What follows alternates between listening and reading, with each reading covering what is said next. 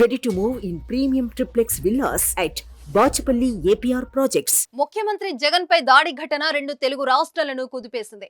దీనిని ఎన్నికల సంఘం సీరియస్ గా తీసుకుంది. ఎన్నికల సమయంలో సీఎం పైనే దాడి జరగటాన్ని తీవ్రంగా పరిగణించింది. ఈ ఘటన పైన ప్రాథమిక సమాచారం సేకరించింది. పూర్తి నివేదిక ఇవ్వాలని పోలీసులు అధికారులను ఆదేశించింది. దాడికి కారకులను తేల్చే పనిలో పోలీసులు నిమగ్నమయ్యారు. కేంద్రం సైతం ముఖ్యమంత్రిపై దాడి అంశంపైన ఆరా తీస్తున్నట్లు సమాచారం.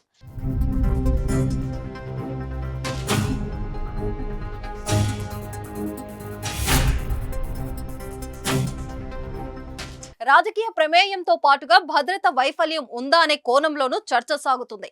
జగన్ బస్సు యాత్ర కొనసాగుతున్న సమయంలో వివేకానంద స్కూల్ వద్ద ఈ దాడి జరిగింది. జగన్ కంటిపైన గాయమైంది. వెంటనే వైద్యులు ప్రాథమిక చికిత్స చేశారు. ఆ తర్వాత ప్రభుత్వ ఆసుపత్రిలో జగన్ గాయానికి కుట్లు వేసి విశ్రాంతి తీసుకోవాలని వైద్యులు సూచించారు. జగన్ పక్కనే బస్సు పైన ఉన్న సెంట్రల్ వైసీపీ అభ్యర్థి వెల్లంపల్లి శ్రీనివాస్ కంటికి గాయమైంది. జగన్ పైన దాడి జరగటం, గాయం కావటంతో ప్రధాని మోదీ సహా మమతా బెనర్జీ, స్టాలిన్, చంద్రబాబు స్పందించారు. జగన్ కోలుకోవాలని ఆకాంక్షించారు. ఇటు ఎన్నికల సమయంలో ముఖ్యమంత్రి స్థాయి వ్యక్తిపైన దాడి జరగటాన్ని ఎన్నికల సంఘం తీవ్రంగా పరిగణించింది. ఈ ఘటనపైన నివేదిక ఇవ్వాలని విజయవాడ నగర పోలీస్ కమిషనర్ కాంతి రాణాను ఎన్నికల సీఈఓ మీనా కోరారు.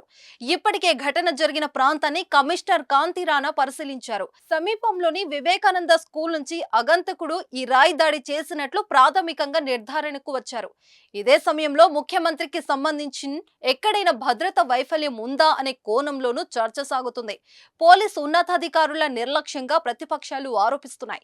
గాయం కారణంగా సీఎం జగన్ ఆదివారం బస్సు యాత్రకు విరామం ఇచ్చారు. ఇటు పోలీసులు ఉన్నతాధికారులు ఈ ఘటన పైన ప్రత్యేక టీంలను ఏర్పాటు చేశారు.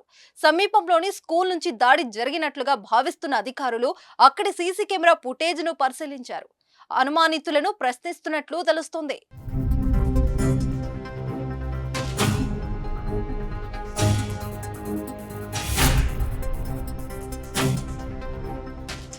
సుమన్ టీవీలో మీ పర్సనల్ అండ్ బిజినెస్ ప్రమోషన్స్ కోసం కింది నెంబర్కి కాంటాక్ట్ చేయండి.